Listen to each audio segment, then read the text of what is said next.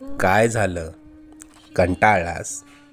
खूप प्रयत्न करतोय, पण हवं तसं यश काय मिळेना, बरोबर ना?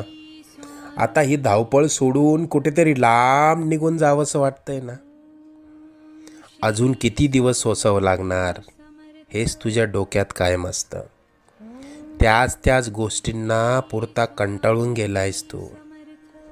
मला माहिती आहे, या वेदना आता तुला सहन होत नाहीये. यापुढे अशी समस्या तुला सतावणार नाही. तू आजपर्यंत भरपूर दुःख सहन केलंस. तुझी वाईट वेळ संपून जाईल. त्यानंतर येतील सुखाचे सोन्यासारखे दिवस. बाळा, तू प्रयत्न करत राहा. जिथे तू थांबशील तिथून पुढे तू हाती घेतलेले कार्य आम्ही पूर्णत्व